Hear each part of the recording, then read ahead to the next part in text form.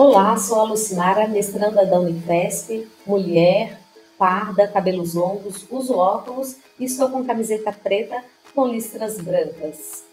Hoje vamos conversar sobre a disfemia e dislexia na escola, possibilidades de ação diante dos transtornos do neurodesenvolvimento. À minha direita há uma imagem com duas mulheres mostrando figuras impressas a crianças que estão sentadas. À direita do slide, vemos a figura de uma menina sentada, cabisbaixa, escondendo o rosto com as mãos. E por que precisamos falar sobre isso? Para divulgar informações científicas, ampliar as possibilidades do aluno e até prevenir dificuldades como aquelas ligadas a questões socioemocionais, também para trazer conscientização a respeito dos transtornos e estimular a promoção da cultura escolar para a diversidade. Agora temos os temas que serão abordados nesse vídeo.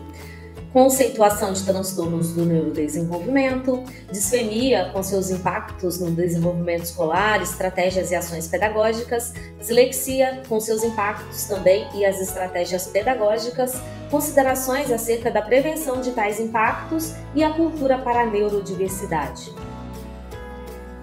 Acima temos a imagem de um cérebro subdividido em partes coloridas. Transtornos do neurodesenvolvimento são representados por um grupo de condições que acontecem devido a alterações dos processos iniciais do desenvolvimento cerebral e que persistem no decorrer da vida, caracterizam-se por déficits no desenvolvimento. Na sequência, temos acima a imagem de uma menina com expressão de dúvida e vários pontos de interrogação no seu entorno. Transtornos específicos surgem por diversos fatores. Desde a infância, os indícios se mostram presentes, causam prejuízo funcional em diversas áreas e podem acarretar sofrimento significativo ao indivíduo. Foi a partir da Lei 14.254, de 30 de 11 de 2021, que esse grupo começa a ganhar visibilidade. Ela estabelece acompanhamento integral para os alunos com tais transtornos. Antes disso, havia citação no LDB 93/94 de 1996, porém ainda muito restrito à fala de direito assegurado. Meu nome é Cleiton, sou mestrando aqui da Unifesp e vou falar para vocês sobre disfemia. Eu sou um homem negro, tenho barba, uso óculos, cabelo ralo, estou com uma camisa azul. Estou apresentando o slide que à esquerda tem uma criança soltando algumas letras pela boca e o texto disfemia. O que é disfemia? Disfemia é a popular gagueira, que também é conhecida por tartamudez. Ela é caracterizada por interrupções involuntárias no fluxo da fala e também por repetições e prolongamentos dos sons, sílabas ou palavras. E o que o CID-11, o que o DSM-5 falam sobre isso? Agora estamos vendo o slide com fundo laranja, uma moça à direita tentando se comunicar ao celular, né? O CID-11 contempla a disfemia no seu eixo 6, no subeixo 6A01.1. E o CID-11 fala que a disfemia é um distúrbio no desenvolvimento da fluência da fala. Por outro lado, o DSM-5, a disfemia está no eixo distúrbio da comunicação e é caracterizado como um distúrbio do neurodesenvolvimento sob o código 315.35 e caracteriza a disfemia como um distúrbio de fluência iniciado na infância. Eu vejo várias universidades como a nossa Unifesp aqui mesmo, tem um programa chamado Distúrbios de Comunicação Humana. Então, eu vejo mais atrelado ali o DSM-5 quando se fala em disfemia do que o CID-11. Agora temos o slide também com fundo laranja, à esquerda um homem de terno e gravata, aparentemente meio sufocado, né? No trabalho dele, alguma coisa assim. E vamos falar sobre incidência e prevalência. A incidência, a literatura diz que 5% da população mundial tem disfemia. E também desses 5%, 1% dessa população vai ter essa disfemia prevalente ao longo da sua vida, também na fase adulta. E a literatura também diz que entre homens e mulheres, na fase adulta, uma mulher, né, tem disfemia para cada 3,4 homens. Então, a prevalência maior é entre os homens. Nós temos agora um mapa mental para a gente falar um pouquinho sobre as dificuldades no ambiente escolar. Então, a introversão, o baixo rendimento escolar, medo de falar em público, ansiedade, professores que associam a falta de comunicação com a baixa competência, todas essas dificuldades estão associadas com a disfemia. Na verdade, a ansiedade, medo de falar em público, a introversão, né? Tudo isso acaba gerando no professor um sentimento equivocado, um senso comum de que aquele estudante, por não se comunicar, por ser introvertido, ele tem baixa competência. E logo esses estudantes são os que geralmente têm notas inferiores. Não porque gaguejam, não porque são desfluentes, mas sim porque não lhes dão a oportunidade de se comunicar por outra forma que não seja via oral. Ou a avaliação acaba sendo somente pela comunicação verbal. Então, o que nós, educadores, o que a gente da sala de aula, o que nós podemos fazer para acolher? Quais são as estratégias pedagógicas que nós podemos usar? A principal de todas, né? O bom e velho acolhimento, a empatia, olhar nos olhos da criança, perguntar para ela o que ela tem, o que não tem, até porque a disfemia não tem um laudo. A disfemia não é uma deficiência, mas sim um transtorno, um distúrbio, né? Que a gente viu aí 5% dos nossos alunos podem ter, o que é gente pra caramba, né? Então a gente conversar no olho, perguntar para ele, a gente ver na sala de aula e conversar com os alunos sobre a disfluência, tanto que nesse slide temos um aluno, né, apontando o dedinho para cima e com uma cara de curioso, né, tipo, olha só, vocês podem fazer tudo isso para me ajudar. O mais importante que eu, enquanto pessoa que passou pela gagueira na infância, eu sentia muita dificuldade, muita vergonha, responder a chamada. Então, se você faz a chamada oral e tem que responder oral, você está ali destruindo essa criança. Então, não obrigue a responder oral, não obrigue a fazer seminário, não obrigue a apresentações orais verbalizadas. Então, tudo isso aí pode ser feito de forma alternativa. Uma leitura mesmo individual pode ser feita ali junto com você, caso esse estudante tenha interesse em fazer também, claro, mas sim o mais importante, uma leitura em grupo, porque em uma leitura em grupo, esse estudante pode se sentir um pouco mais encorajado a ler, porque a disfluência dele não vai ser tão perceptível no meio de todos os colegas.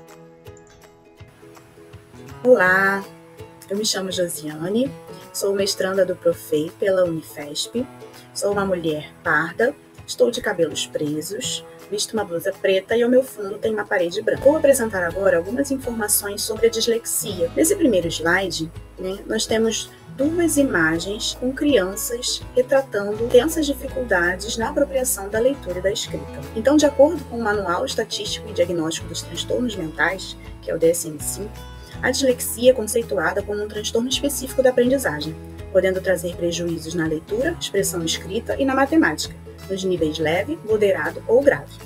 Caracteriza-se primordialmente pela dificuldade persistente para aprender habilidades acadêmicas fundamentais, como leitura exata e fluente de palavras isoladas, compreensão da leitura, expressão escrita e ortografia, cálculos aritméticos e raciocínio matemático.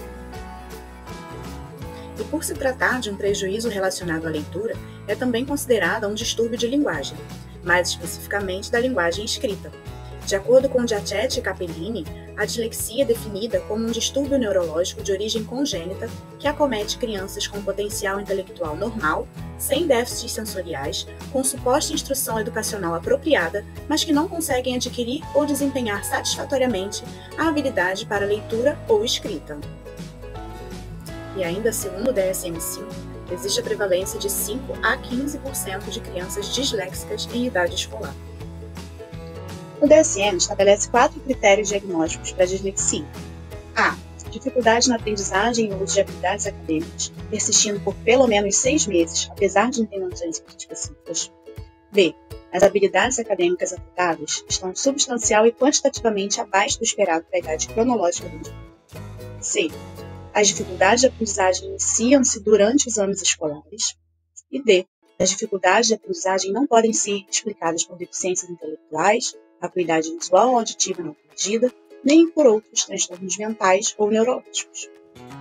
De acordo com Rota e Pedroso, além de contemplar os 4 critérios, o diagnóstico para a dislexia é clínico e multiprofissional, sendo necessárias informações acerca do desenvolvimento Dentre as características observadas no histórico escolar da criança, destacam-se leitura e escrita muitas vezes incompreensíveis, confusões de letras com diferente orientação espacial, confusões de letras com sons diferentes, fragmentação incorreta dentro das frases, dificuldade em entender o texto lido, fragmentação de palavras, repetição de sílabas e ou palavras, supressão ou adição de letras ou de sílabas, substituições de palavras com estruturas semelhantes, inversões de sílabas ou palavras. Bom, e a partir desse histórico, quais os impactos da dislexia no desenvolvimento escolar desse aluno? Além do atraso no processo de alfabetização e algumas vezes no aspecto lógico-matemático, vem também a ansiedade, a sensação de menos-valia, a insegurança ou incapacidade, alterações atencionais e comportamentais e alterações no humor, por exemplo. França e Mogen recomendam algumas possíveis estratégias para otimizar o rendimento escolar e prevenir problemas graves em relação à frustração e autoestima, tais como, em relação às estratégias atitudinais, explicar ao disléxico que seu problema é conhecido e que será feito o possível para ajudá-lo, dar-lhe atenção especial e encorajá-lo a perguntar em caso de dúvidas, mantendo próximo a ele, comprovar sempre que o material para ler é apropriado para o seu nível de leitor, que pode ser diferente dos demais colegas. Destacar os aspectos positivos de seu trabalho e não fazê-lo repetir um trabalho escrito pelo fato de tê-lo feito mal. Evitar que tenha que ler em público, porém, quando necessário, oportunizar que ele prepare a leitura de casa. Ter em mente que ele pode se distrair com maior facilidade, porém, nunca permitir que seja ridicularizado pelos colegas ou demais adultos.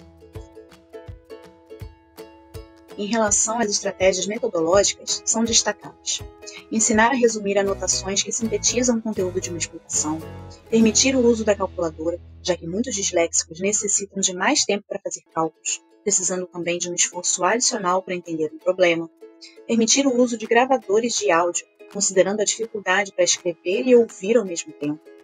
A produção do áudio dará maior tranquilidade para participar das aulas e a possibilidade de revisar em casa. Permitir o uso de meios informatizados e de corretores. Usar materiais que permitam organização visual junto ao texto escrito, como figuras, gráficos, mapas conceituais. Evitar sempre que possível a cópia de textos longos do quadro, oferecendo-lhe uma cópia impressa. Oportunizar locais tranquilos para a realização de avaliações e oferecer instruções breves e objetivas, com tempo extra, podendo oferecer também um ledor. Avaliações orais também podem ser consideradas. Diminuir os deveres de casa envolvendo leitura e escrita. Nesse slide, temos acima a imagem de uma criança de costas com as mãos na cabeça e à sua frente em torno várias letras soltas. Prevenindo os impactos dos transtornos na escola, precisamos perceber as necessidades, criar vínculo, reconhecer e valorizar os potenciais de aprendizagem, promover envolvimento da escola com a família, adequar metodologias, oferecer acompanhamento específico, ofertando recursos e alternativas a fim de reduzir as dificuldades apresentadas. Tudo isso com respeito e sigilo à condição da pessoa com transtorno. Há uma diversidade de ferramentas e recursos disponíveis. Apps de mapeamento mental e para trabalhar a fluência da fala, aplicativos de comunicação, leitura e escrita, comunicação aumentativa e alternativa, incorporação dos princípios do desenho universal para a aprendizagem, jogos, dentre outros.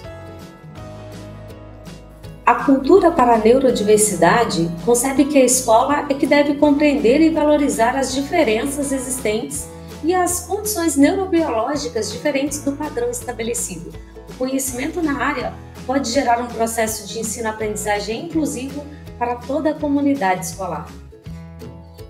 Faz-se urgente refletir sobre a importância de reconhecer a singularidade das pessoas neurodivergentes, sua identidade, características, especificidades para promover uma educação inclusiva.